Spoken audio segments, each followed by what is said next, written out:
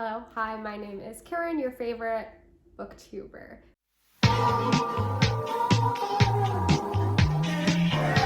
We are gathered here today to discuss the latest, greatest, funniest novel that came through from Miss Ottessa Moshfegh, Lapvona, everybody. Okay. This novel is an exploration of faith and corruption within the confines of a medieval village. Now, let me set some expectations. This is not a historical novel. If you're coming through hoping for historical accuracy or a very old-timey, ancient feel, like you're not gonna get that. She's using the framework, the confines of the medieval village to kind of explore faith and corruption. This is a novel infused with allegory. This is a modern day fairy tale. This is a fable. There's a lesson to be learned from this, okay? Within this novel, we're introduced to a plethora of characters. This is the first time Ottessa is giving omniscient narrator, and it's cool, it's good. I liked it. She flip-flopped through so many different characters. There was not a moment where I was like, I'm confused, stop. Instead, you kind of are allowed to explore how faith manifests within the different characters. Okay, we're back. I had a location shift, very minor. I'm not going to talk too much about the plot because I want you to enjoy it. Just know that this is definitely the most plottiest of books. There's a whole lot happening, and the plot is such that our characters are put under such intense, extreme constraints that it enables such dark and violent things to occur. Like, they do things they never thought they would have as a result of, you know, the drought and the famine that takes place in this little village. So that's like the overview. I think what's actually more interesting is to talk about faith and religion. So in this book, Christianity is used as a tool for control. Religion is the opioid of the masses kind of vibe. You get what I'm saying?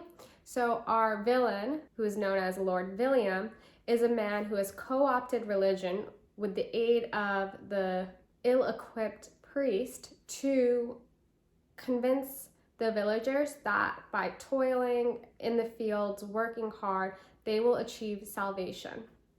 Now, each of these characters has like a different way of looking at religion and faith. For example, when we look at the little servant girl, Lisbeth, she believes that she will reach salvation through self-denial. So she has no problems spitting into the soup of her master because she knows that by only eating one piece of cabbage every single day, she will ascend to the heavens.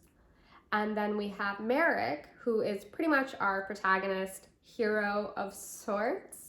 But I'm very cautious to say that because Merrick is both a simpleton yet also capable of such manipulation and cruelty. Very interesting. For him and also his father Jude, they believe that salvation, they mostly believe, okay, because there's definitely some nuance there. They believe that they will reach heaven through pain. So every Friday they whip themselves. Like, Merrick takes pleasure in the beatings he receives from his father because in his opinion, God likes it. God wants him to experience pain. Then we also have these minor characters and we see some subtleties in their faith. We have the character of Claude. He is one of William's sidekicks. He is an artist and he believes that art is how you worship the divine. Then you have Lady Dibra. She is William's lady. She, straight up atheist. There's no space for God in her world. The world just is. Now, these are a few of the characters and some of their relationships with the Lord, the good Lord.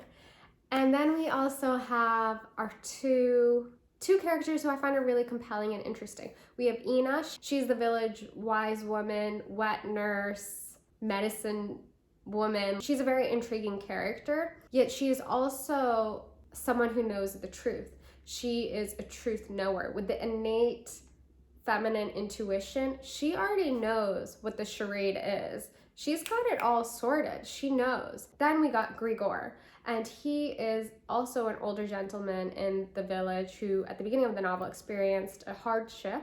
And as a result of that, he has been on a mission to find the truth. He's a truth seeker. And he only gleans the truth through his interactions with Ina. By the end of the novel, both of these characters ascend. They are the only ones to truly ascend, to transcend the human experience, such that through love, they become something else. Okay, are you following along here? I know that this is kind of a lot. Then I want to turn my gaze back to Merrick, the protagonist I spoke of. Within the first 20 pages of the book, he referred to himself as a lamb, a self-proclaimed child of God. Am I not a lamb? He says something along those lines in his internal monologue. And as the novel progresses, there are whisperings of a child Messiah being born. Now, I think Merrick actually is the Messiah. However, unlike Jesus, who died for the sins of humanity, Merrick is willing to enact violence. He is willing to kill in order to prevent humanity from experiencing cruelty. Yes, that's like my theory behind this. So what do I think about the novel? I know that there has been some internet slander. There's been a few reviews. There's been a critic who referred to the book. She likened it to Shrek, which personally, in my opinion, Shrek was a cultural reset. I'm here for it. Like, it was great.